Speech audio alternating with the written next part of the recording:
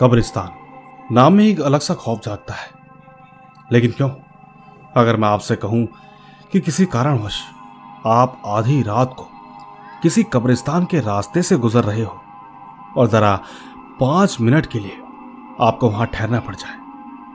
सोचिए कि आप बस वहां 2 मिनट के लिए ही रुके थे, मगर उतने में ही कब्रिस्तान के अंदर से आपको घंटियां बजने की आवाज सुनाई दे। वो आवाज सुनते ही आप एकदम से दंग रह जाते हैं। आप तुरंत अंदर झांककर देखने की कोशिश करते हैं। उसी बीच आपको कब्र के ऊपर लगी घंटी हिलती हुई दिखाई देती है, जो कि लगातार बज रही है। एक बार को जरा आप सोच कर देखिए कि उस समय आप क्या करेंगे। कैसा होगा वो नजारा जब एक कब्र अपने आप घंटियों को बजा रहा होगा। यानी कि हो सकता है कोई तो है, या फिर वो मुर्दा जो अपने जिंदा होने का प्रमाण दे रहा है। दोस्तों, ये तो बस आम सी बातें थी, लेकिन हकीकत इससे कई गुना और भी ज्यादा खतरनाक है। अब तक भूतों की कई दिलचस्प कहानियों के बाद आज की ये कहानी मैं आपके लिए लाया हूं। इसमें आपको बहुत कुछ नया और कुछ डरावना सुनने को मिलेगा। इसमें आप सुनेंगे कि कैसे एक शरीर, या यूं कहें कब्र में दफन कोई लाश, सालों बाद जिंदा हो उठी है। वो बस अपने एक इशारे पर पूरे इलाके को नचाती है। कहानी है एसटी पीटर्स के एक स्कूल ट्रिप की। रात के करीब 12 बज गए उन्हें सफर करते करते। दरअसल उनकी मंजिल को अभी 10 ही किलोमीटर हुए थे, जो कि शायद ये सफर बहुत पहले ही पूरा हो गया होता अगर वो रास्ता ना भटके होते तो। रात के 12 बज रहे थे। रास्ते में एक कब्रिस्तान भी पड़ना था, लेकिन इस बात की ड्राइवर के अलावा किसी दूसरे को बिल्कुल खबर नहीं थी। चलते चलते थोड़ी ही देर में वो कब्रिस्तान वाला रास्ता भी आ गया, जिसके आते ही पता नहीं कैसे मगर गाड़ी के नीचे एक बड़ा सा ब्लास्ट महसूस हुआ। सबके सब एकदम हैरान और सुनसान कि अचानक ये धमाका कहां हुआ। कई लोग तो इतना ज्यादा डर चुके थे कि कहीं आग तो नहीं लग गई। पर खैर, ड्राइवर नीचे उतरा। उसने देखा बस के अगले दोनों चक्कों में बड़ी बड़ी कीलें गड़ी है, जिसकी वजह से दोनों टायर फट चुके हैं। उस वक्त कुछ लड़के सो गए थे तो कई सारे जागे भी थे। उस वक्त उन्हें इस घटना का पूरा पता चल चुका था। साथ ही उन्हें यह भी पता लग गया था कि बस कब्रिस्तान के बिल्कुल ही करीब खड़ी थी। दूसरी तरफ टीचर्स की सख्त वार्निंग थी कि चाहे जो कुछ हो जाए, मगर गाड़ी से नीचे कोई नहीं उतरेगा। मगर क्या करें, कुछ चीजें अपने हाथ में नहीं होती। उसी वक्त एक लड़के को बहुत तेज वॉशरूम लगा। उसके लिए कुछ ही मिनटों बाद बर्दाश्त से बाहर हो रहा था। इसी वजह से वो बहुत ज्यादा रिक्वेस्ट करके अपने एक दोस्त के साथ बस से नीचे उतर गया। उस लड़के का नाम हिरेन था और ठीक उसका दोस्त जो उसके साथ जा रहा था, उसका नाम नकुल था। दोनों 9वीं कक्षा के छात्र थे। हिरेन उतरकर जल्दी जल्दी बस से दूर उस कब्रिस्तान की पिछली दीवार के पास गया, जहां उसने उन्हीं दीवारों पर पेशाब कर दिया। नकुल ने लगातार उसे मना भी किया। उसने कहा कि पहले ही आधी रात को ऐसी अनजान जगह और भटकी हुई जगह पर आप फंसे हैं, ऊपर से तो कब्रिस्तान के बाहर ऐसा कर रहा है। लेकिन दूसरी तरफ दोस्तों, हिरेन को उसकी बातों पर कोई खास फर्क नहीं पड़ा, बल्कि वॉशरूम के बाद वो थोड़ा हल्का महसूस कर रहा था, जैसा कि हर इंसान करता है। इसके बाद वो दोनों बात करते करते बस के और जा ही रहे थे कि तभी अचानक दोनों को एक घंटी की आवाज सुनाई दी। एक अजीब सी आवाज उन दोनों के कानों पर पड़ रही थी। उस वक्त पहली बार के लिए तो वो दोनों अपना वहम मानकर आगे की ओर बढ़ने लगे। लेकिन जब अगली बार घंटी बजी तो वो एक बार नहीं बल्कि लगातार बजती ही रही। दोनों ने मजे मजे में दीवार के पार देखने का फैसला किया। दोनों ने दीवार को थोड़ा सा चढ़ा और देखा तो पाया कि आवाज तो अंदर से ही आ रही है, मगर चारों ओर एकदम सन्नाटा था। आदमी तो छोड़ो, कोई परिंदा, मेंढक या कीड़ा मकोड़ा तक नजर नहीं आ रहा था। सब कुछ देखने के बाद दोनों नहीं समझ पा रहे थे कि ये घंटी आखिर बजा कौन रहा है। उसी बीच नकुल की नजर एक कब्र पर पड़ी। उसने देखा कि सारे कब्र जहां तक एकदम खामोश है, लेकिन एक कब्र थी जिसमें न जाने कैसे मगर वो घंटी अपने आप बज रही थी। ऐसा लग रहा था मानो कि जैसे कोई उस कब्रिस्तान के अंदर दफन हो, जो कि अपने जिंदा होने का इशारा करते हुए उस घंटी को लगातार बजा रहा था। दोनों के दोनों इससे पहले कुछ समझते कि उन्हें अब रोने और चिंघाड़ने की आवाजें भी आने लगी थी। हिरेन और नकुल दोनों इस घटना से बेहद ही डर गए। वो तुरंत कूदे और भागते हुए अपनी बस के पास आ गए। बात कुछ ऐसी थी कि बिना बताए रहा नहीं जा रहा था। उन्होंने तुरंत ही अपने स्कूल के सभी लड़कों और स्टाफ मेंबर जो कि वहां सब मौजूद थे, उन्हें इस घटना के बारे में विस्तार से बताया। हालांकि स्कूल वालों ने एक पल के लिए तो उनकी बातों पर भरोसा नहीं किया, लेकिन कहीं ना कहीं उस बस ड्राइवर को पता था कि उस इलाके से जाना अक्सर मना था। उसने कहा कि ऐसे किस्से अक्सर होते रहते हैं, इन्हें नजरअंदाज करने में ही हम सबकी भलाई है। लेकिन साथियों, जो उनके बड़े सर थे, उन्होंने इस बात को बड़ा सीरियसली लेते हुए कहा। उन्होंने कहा कि यार, मैंने भी ऐसा सुना है, अक्सर कई दफा जिंदा लोगों को कब्र में दफन कर दिया जाता है। लोगों को उस पल के लिए लगता है कि वो व्यक्ति मर चुका है, मगर फिर भी उसकी सुई का कांटा मौत और जिंदगी के बीच झूल रहा होता है। और इसी के प्रमाण के लिए गांव वाले उन कब्र के ऊपर एक घंटी छोड़ देते हैं। कहते हैं कि अगर वो शख्स मरा ना हो तो उस घंटी के माध्यम से अपनी जिंदगी का प्रमाण देगा। कहीं ना कहीं कोई तो होगा जो शायद उनकी मदद करके उन्हें बाहर निकाल सके। वैसे दोस्तों, ऐसा आज के जमाने में बिल्कुल नहीं होता, मगर एक कहानी ऐसी है जिसमें लाश को एक बार बाहर निकाला गया था, और सच कहूं तो वो सच में जिंदा थी। ये कोई झूठी कहानी नहीं, बल्कि आप इस कहानी के बारे में सुन सकते हैं। यह है एपिसोड 1430 क्राइम तक। बस आप एक बार इसे सुनकर देखें। खैर, कहानी की तरफ चलते हैं। दोस्तों, बड़े सर अकेले उस कब्रिस्तान की तरफ निकल पड़े, क्योंकि वो पहली बात तो भूत प्रेत में नहीं मानते थे, और दूसरी तरफ वो प्रैक्टिकल बहुत ज्यादा था।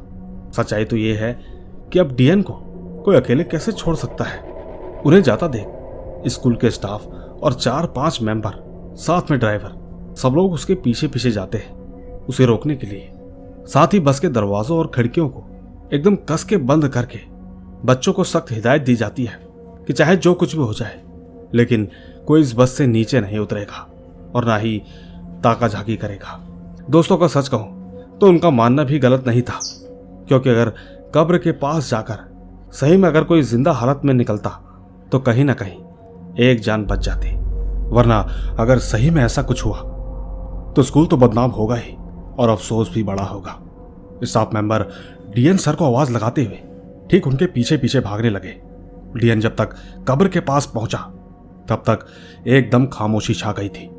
दूर दूर तक सन्नाटा पसरा था, कोई घंटी नहीं और कोई शोर नहीं। स्टाफ मेंबर कहने लगे, अरे सर, हमने तो पहले ही कहा था, बच्चों को जरूर कोई गलतफहमी हुई होगी, छोड़िए यहां से वापस चलते हैं। डीएन 2 मिनट के लिए ही रुका और उसने फिर वापस जाने का फैसला किया। इसके बाद अभी वो सारे के सारे बस 2 कदम पीछे घूमे ही होंगे कि तभी वहां उस कब्रिस्तान के बीच में से घंटियों की आवाज सुनाई थी। इस आवाज को सुनने के बाद डीएम एकदम से उछला और कब्रिस्तान का दरवाजा सरकाता हुआ अंदर चला गया। बाकी सभी लोगों ने उन्हें रोकने की बहुत कोशिश की, मगर वो नहीं रुका। डीएन कहने लगा कि हो ना हो, इस कब्र के अंदर गलती से कोई जिंदा इंसान फंस चुका है, हमें मदद करनी चाहिए। अगर सच में कोई इंसान होगा तो सोचो इस वक्त उसे कैसा लग रहा होगा। साथ ही कब्रिस्तान में दोस्तों कोदाल वगैरह रखा होता है, उसी के चलते डीएन खुदाई करने लगा और कुछ ही मिनटों बाद कब्र बाहर निकल आया। और ठीक जब उसका ताला तोड़ने पर जो दृश्य सबने देखा, इसके बाद किसी को कुछ भी बोलने की जरा सी हिम्मत नहीं हुई। कब्र के अंदर एक बुढ़िया का कंकाल था, जिसका बस हाथ और चेहरा ही त्वचा का बना दिख रहा था, जबकि उसका पूरा शरीर कंकाल और उसकी हड्डी के ढांचों में पसरा था। ये सब देखने के बाद सबकी सांसें वहीं थम गई। वो बुढ़िया कम से कम 200-300 साल की लग रही थी। उसके बड़े बड़े से नाखून और आंखों के नीचे इतने गहरे काले धब्बे थे कि जैसे मानो ऐसा लगता हो कि कई वर्षों से सोई ना हो, बस एक जिंदा लाश बनकर भटक रही हो। उसने एक बेहद ही डरावनी आवाज में कहा कि इस कब्र को किसने तोड़ा। सबके सब एकदम खामोश रहे। उसने दोबारा पूछा। इस बार भी सबके सब दोबारा खामोश रहे। दोस्तों, इसके बाद उसने बहुत तेज और भयानक आवाज में चीखते हुए कहा कि जल्दी बता, किसने इस दरवाजे को तोड़ा। इस बार वहां मौजूद सबकी हिम्मत ने जवाब दे दिया था। सबने डीएन की तरफ इशारा किया। इशारे के साथ वहां किसी की भी हिम्मत नहीं बची थी कि थोड़े से समय के लिए भी वहां रुका जाए। सबके सब एक ही सांस में वहां से सरपट भागने लगे। सब एक साथ बस की तरफ भागे, लेकिन इस भागती भीड़ में वो डीएन पता नहीं कहीं गायब सा हो गया। बस के पास पहुंचकर सबने दरवाजा खोला।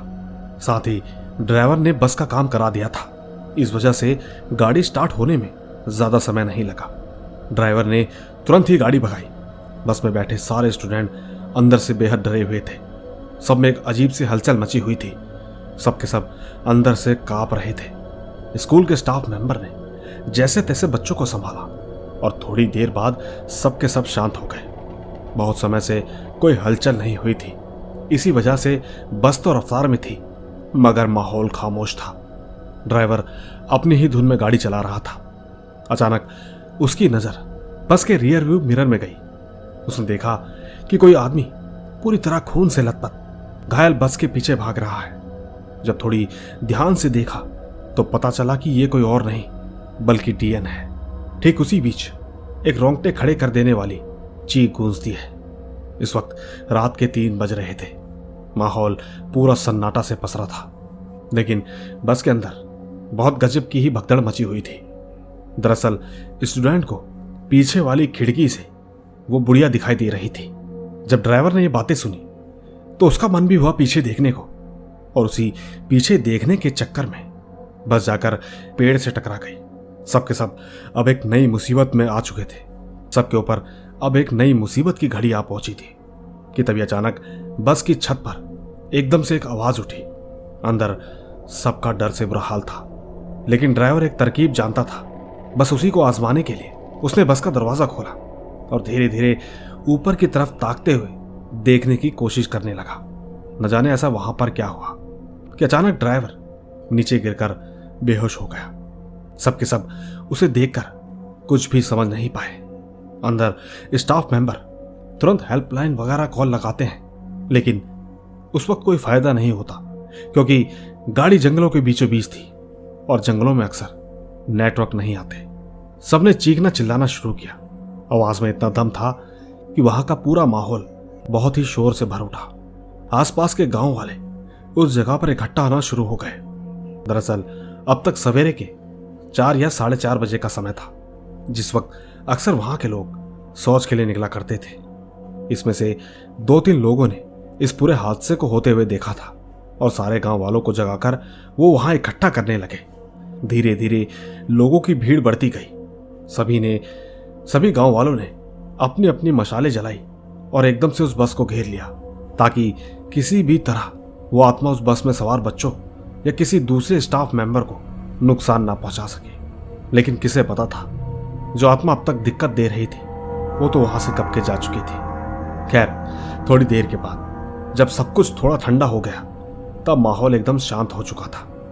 धीरे धीरे एक एक करके सभी लोग उतरने लगे और गांव के बीच में एक चाय की दुकान पर सभी बैठ गए। बस के सभी स्टूडेंट और दूसरे स्टाफ मेंबर गाड़ी आने का इंतजार कर रहे थे और अभी भी सुबह के 5 बज रहे थे।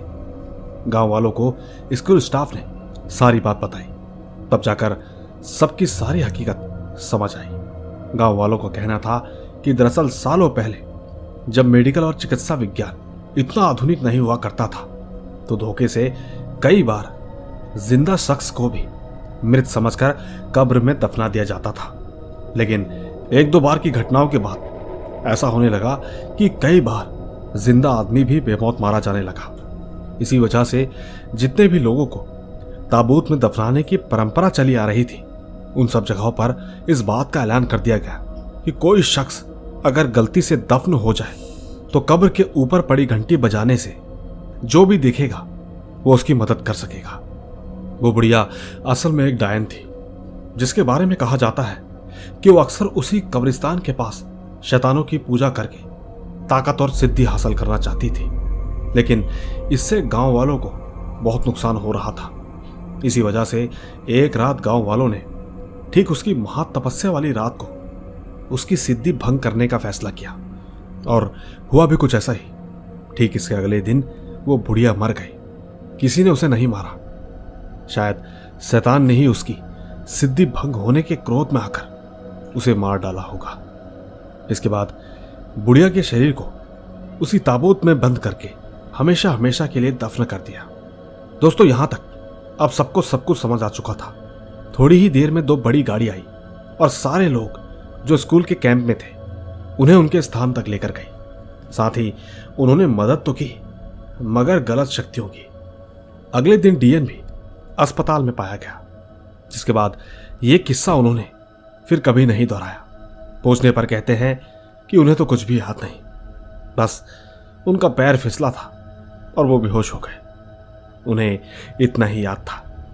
दोस्तों, आज भी उस कब्रिस्तान से गुजरते वक्त लोगों का कलेजा हलक पर रहता है कि कहीं गलती से कुछ अनहोनी ना हो जाए जब वो घंटी की आवाज सुनाई न दी जाए, वरना मौत हर बार चेतावनी नहीं दिया करती।